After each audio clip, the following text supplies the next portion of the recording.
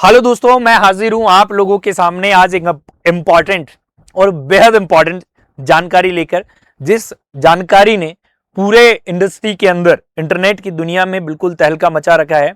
और वो बात बिल्कुल जायज है कि क्या भारत देश में ऐसा होता है, और अगर होता है तो कब से ऐसा होने लगा है, इसके पीछे क्या वजह रही है, उन सब के बारे में हम जानकारी आज के सेशन में लेंगे। और मैं चाहूंगा कि आप सब साथी इस पूरे वीडियो को अंत तक देखें ताकि आप बहुत सारी लर्निंग इसके माध्यम से सीख सकें। चलिएगा भैया, बात करते हैं। सबसे इंपॉर्टेंट हमारे सामने बात क्या रहेगी sir? That is the desirable death के बारे में हम बात करेंगे। इसके बारे में बात करेंगे, डिजायरेबल डेथ के बारे में बात करेंगे। बोले तो सर इसे क्या कहा जाएगा, तो आपका जवाब होगा इसको अपन कहेंगे इच्छा मृत्यु कहते हैं। सर क्या ऐसा संभव है? बिल्कुल संभव है सर, क्योंकि अब तक नहीं लेकिन अब संभव है। कैसे सर? पहले भी संभव था। कैसे? ऐसा क्या दुर्घटना हुई, ऐसी क्या सिचुएशन आई, उन सब के बारे में अपन जानकारी लेते हैं।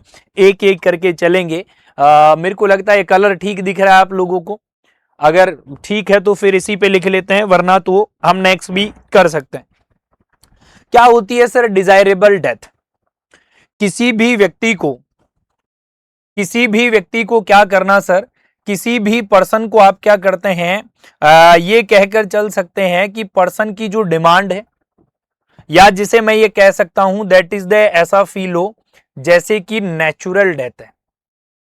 क्या है सर? जैसे कि नेचुरल डेथ है।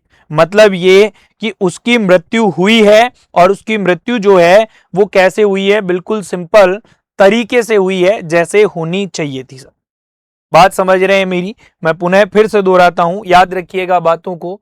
सबसे पहले बात अपन ने किसके बारे में करनी है? डिजायरेबल। याद रखकर चलिएगा मेरी बात को, जो हमारे सामने डिजायरेबल डेथ के बारे में है ना। डिजायरेबल डेथ का मतलब किसी भी व्यक्ति की मृत्यु करवाई जा रही है तो वो याद रखना नेचुरली डेथ लगे ऐसा कुछ किया जाए। अब ये सर कब करवाई जाती है, बात ये बड़ी इंपॉर्टेंट है। तो याद रखिएगा, जब किसी पेशेंट को, कोई XYZ पेशेंट है और उस पेशेंट की टर्मिनल इल केयर चल रही है, टर्मिनल इल केयर चल रही है, और याद रखिएगा पेशेंट के लिए वो जीवन बहुत ज्यादा पेनफुल है, तब हम उस सिचुएशन में उस व्यक्ति की नेचुरली डेथ कराते हैं।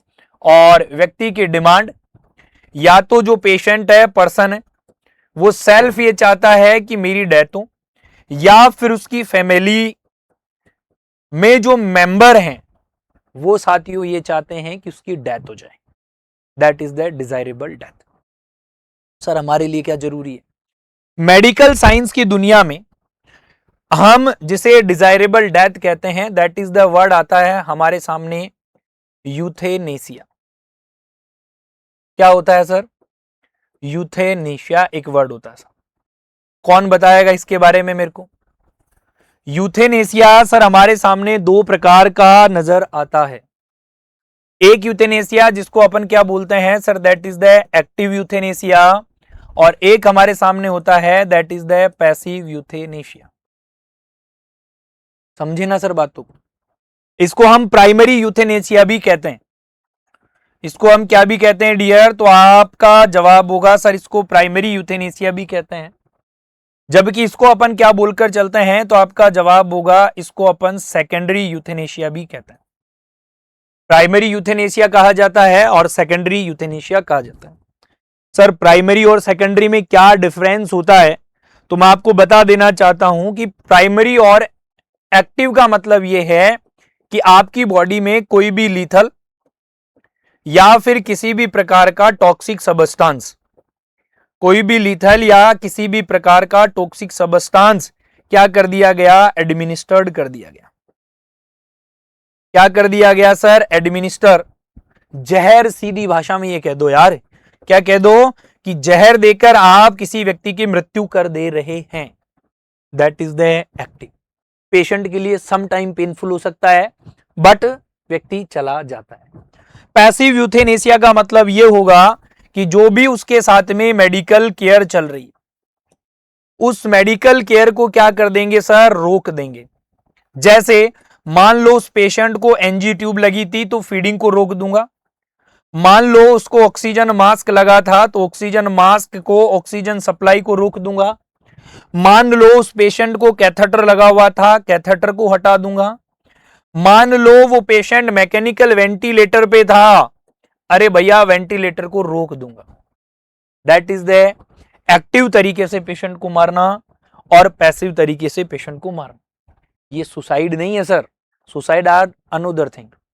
यहां परमिशन लेते हैं कोर्ट से कि भैया डेथ चाहिए। क्यों चाहिए? क्योंकि बहुत ज्यादा पेनफुल डिजीज है, बहुत लंबा समय हो चुका है, आप उससे सफर कर रहे हैं, लेकिन अभी भी वो ठीक होने का नाम और निशान तक नहीं। समझ में आया दोनों word, what is active euthanasia और what is passive, what is primary और व्हाट इज सेकेंडरी। यस और नो सारे के सारे साथी एक बार मेरे को बताओ। बड़ा अच्छा मामला है। अब अपन बात करते हैं कि सर भारत में जो है यूथेनेसिया टर्म की जब मैं बात करूं तो बताइए कब इसकी शुरुआत करी गई। कौन बताएगा सर? भारत में इच्छा मृत्यु की अगर मैं बात करूं, भारत में इसकी शुरुआत कब हुई तो मैं आपको बता देना चाहता हूं।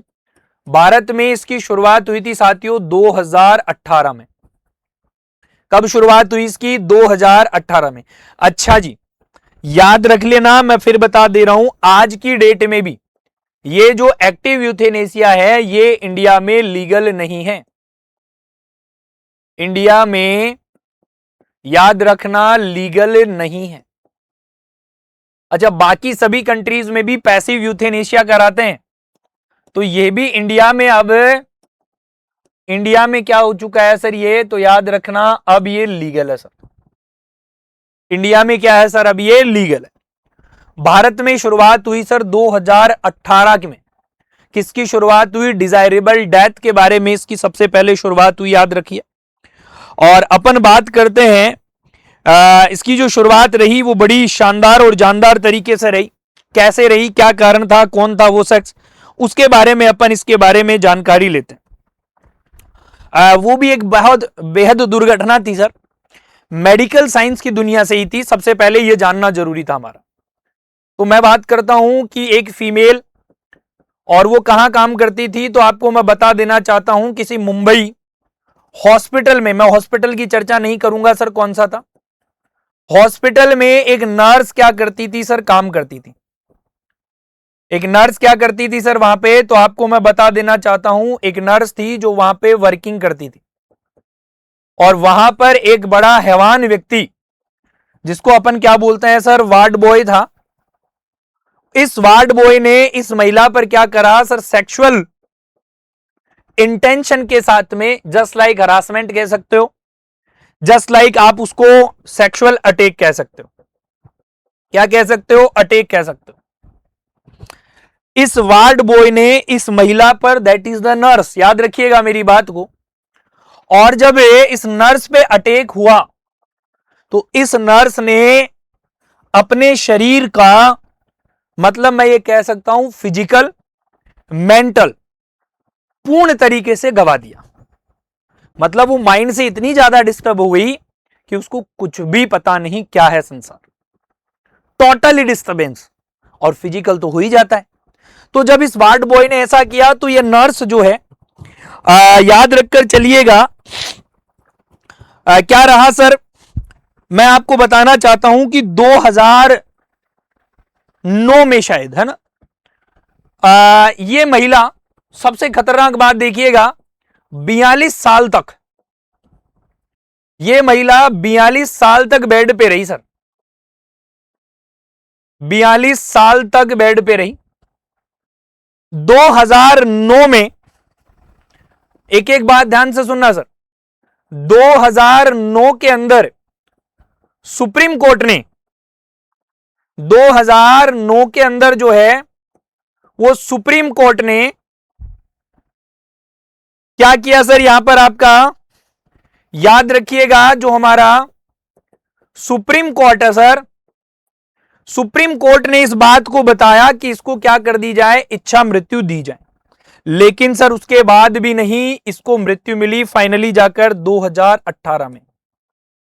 भारत की पहली महिला थी जिसको डिजायरेबल मौत दी गई 42 साल बेड पे रहने के बाद सुप्रीम कोर्ट के आदेश पर 2018 में। सोचकर देखिएगा, ये लड़का तो 10-15 साल जेल रहा होगा, छूट गया होगा और जिंदा घूम रहा होगा। सर पहला केस। आपसे एक सवाल आता है, भारत में शुरुआत कब हुई? तो भारत में शुरुआत 2018 में। कब हुई भैया? याद रखना 2018 में ही। सवाल यह आता है कि सर सबसे पहले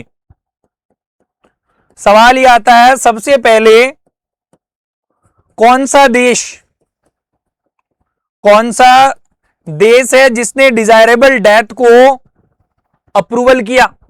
तो याद रखिएगा sir, that is the Netherlands. देखो मैं एक बात बता दूं भैया, हिंदी में थोड़ा हाथ मारा है, कोशिश कर रहा हूं फिर भी लिखने की, है ना, नीदरलैंड। सवाल ये पूछा जाता है, एक देश जिसको जानते हैं आप, जिसको आप क्या कहते हैं सर? उसको अपन कहते हैं दैट इज द स्विट्जरलैंड। क्या नाम लेते हैं सर उसका? स्विट्जरलैंड। ओनली वन कंट्री है सर, ओनली वन कंट्री है सर जहां लोग मरने के लिए जाते हैं सर। अगेन आई रिपीट, जहां लोग मरने के लिए जाते हैं। ऐसा क्यों? क्योंकि यहां लोगों को मरने के लिए अलाउ करते हैं। अलाउ तो सर करते ही हैं, साथ में अगर वो चाहते हैं कि हम चले जाएं तो उनको लीथल सबस्टांस अवेलेबल कराते हैं। भारत में नहीं, दुनिया में एकमात्र country that is the Switzerland जो आपकी अलाउ करती है लीथल सबस्टांस। लो निपटो चलो। पहले बार किसने यूज करा? नीदरलैंड। भारत ने शुरुआत कब करी? 2018। उस नर्स का नाम क्या था? अरुणा सांगा। क्या नाम था भैया? अरुणा सांगा उस नर्स का नाम था। अब सर आज के इतिहास में, आज की कहानी में जो बात चल रही है वो बताकर चलिए जी, क्या मामला रहने वाला है? आज की कहानी क्या है वो बड़ी इंटरेस्टिंग है भाई। आज क्या चल रहा है उसके बारे में हम बात करते हैं, दैट इज द प्रेजेंट कहानी। चलिए सर, वर्तमान में ये इंटरनेट की दुनिया पे तहलका क्यों मचाया? तो वर्तमान जो है उसकी कहानी क्या है उसको जानते हैं सर इंटरनेट पे एक लड़का है, और लड़के की अगर मैं बात करूं तो लड़के का नाम क्या रहेगा? तो आप कहेंगे सर उस लड़के का नाम है हरीश राणा। उस लड़के का नाम क्या है? हरीश राणा उस लड़के का नाम है। और इस हरीश राणा की दुनिया ने भी कुछ इसी प्रकार से जीवन में कतई अस्त व्यस्त दुनिया देखी है सर। बढ़िया लड़का है, लड़के ने बीटेक कर ली थी और जीवन बहुत बढ़िया चल रहा था। बात रही है सन 2013 की, बात रही सन 2013 की। इसके जीवन में एक इंसिडेंस हुआ, और इंसिडेंस कुछ इस प्रकार से रहा कि ये क्या हो गया, छत पे से नीचे गिर गया या धक्का दे दिया गया। छत पे से ये क्या हो गया था सर? गिर गया था। और जब ये गिरा तो इसका जो ब्रेन था सर, वो ब्रेन डैमेज हो गया। क्या हो गया? ब्रेन डैमेज हो गया 100% मानो आप तो इसको। लेकिन इसकी मृत्यु नहीं हुई सर। तो इसको कितना माने सर हम? 95%, 96%, 97%। इसके ब्रेन का पैरामीटर 95 से 100% के बीच डैमेज था। कुदरत है सर, और जब वो नवाजता है ना तो कुछ भी नवाज दे, और जब वो दे तो कुछ भी दे दे साहब।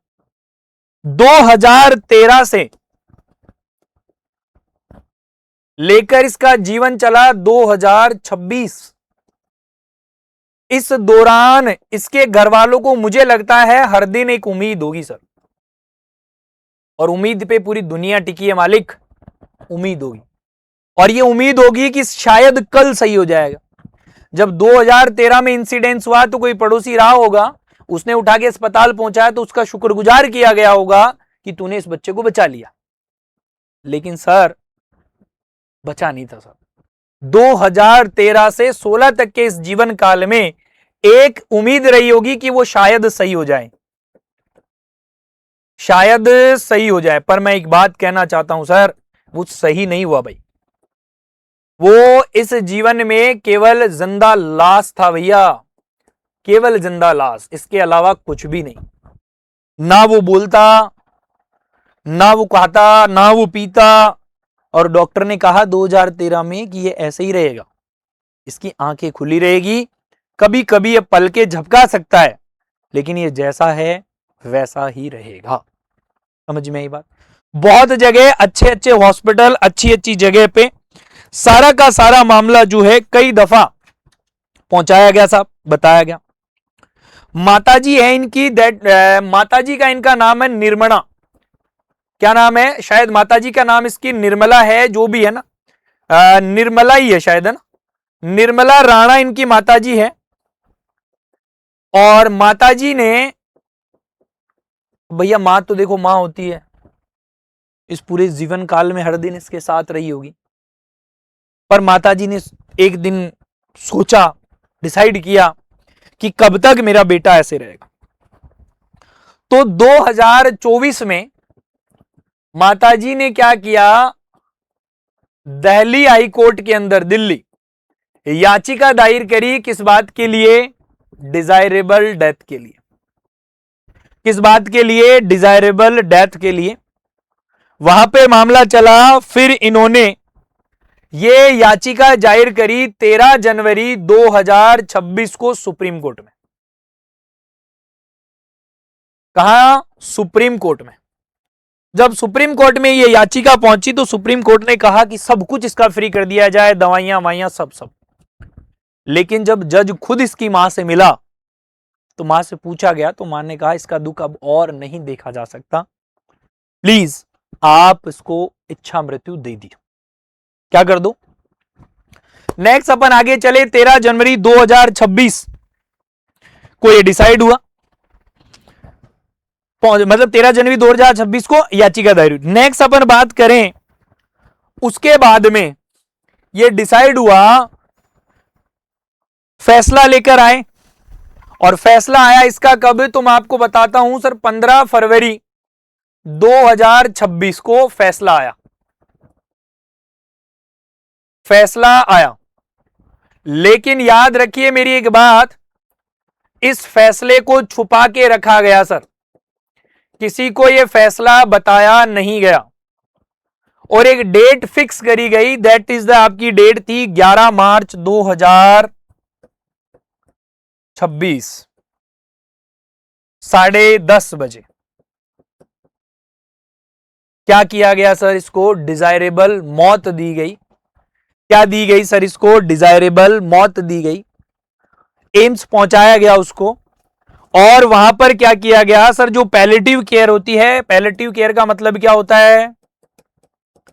पैलेटिव केयर का मतलब है टर्मिनल इल पेशेंट को केयर देना, कोशिश करना एक अंतिम बचाने की। पैलेटिव केयर में यह हुआ इसके साथ कि इसके धीरे धीरे जो भी प्रोसीजर चल रहे थे उन सबको सबसाइड किया गया, मेडिसिन को हटाया गया, और सुबह 10:30 बजे इस व्यक्ति को इच्छा मृत्यु मिली। तो मेडिकल साइंस के बिहाफ से 3-4 बातें हमें याद करनी है कि भारत में कब शुरुआत हुई, सबसे पहला कैंडिडेट कौन था, एक्टिव पैसिव यूथेनेशिया क्या होता है, यूथेनेशिया क्या होता है, यूथेनेशिया देते किसे हैं, और प्राइमरी और सेकेंडरी यूथेनेशिया क्या होता है, और इस व्यक्ति के ब्रेन स्ट्रोक या ब्रेन टोटली डैमेज हुआ, उसके बाद भी सन 2000 इतने से इतना समय तक निकाल दिया इसने। कितनी बड़ी बात है सर, जिंदा लाश रहकर, है ना। एक उम्मीद थी उसकी मां को शायद कि मेरा बेटा सही हो जाएगा, पर फाइनली ऐसा हुआ। तो ये ऑल ओवर जानकारी आप सबको मैंने बताई, डिजायरेबल डेथ के बारे में, यूथेनेशिया के बारे में, इच्छा मृत्यु के बारे में। उम्मीद है सारी जानकारी आपको समझ आई होगी। Thank you everyone, bye bye, take care, have a good day, great day.